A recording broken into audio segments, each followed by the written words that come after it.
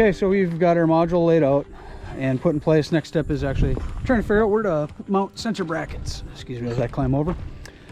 And finding a good position between where things fold, not finding pinch points. Nice thing on this style of implement, you can actually send some of the harnessing right through this cable to the back end for mounting sensors on the rear. And I believe the best position for this model, roughly there. You can angle it however fits best. You just want to be clear so that you aren't picking up other pieces of steel around it from the sensor standpoint. Other than that, we'll mount one to the front here, one on the other side, and then two more in the rear. Big piece when you're mounting into the rear locations. Gets a little tight back in here to mount sensors, but from the front vantage point, we're going to come straight back, and we want that sensor to be looking at the ground right in that hole right there. So mount it up on that cross tube. Use that tube to help bring the cable across. It keeps it easier, less zip ties to run through. So, and we'll do the same on this side right now. So, good layout. Okay, so we're on the step. We got the sensor brackets mounted up here and tightened. I'll show you some locations.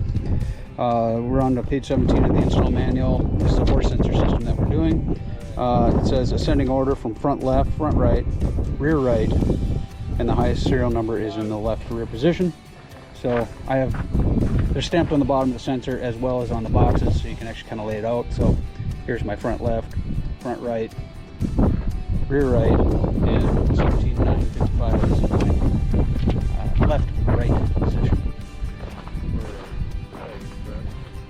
Sorry, I'm looking at it from the tractor's position backwards, but that's how we got the sensor brackets mounted up. Nice and neat, out of the folding positions, and same on that side. And I'll give you a shot of the rear.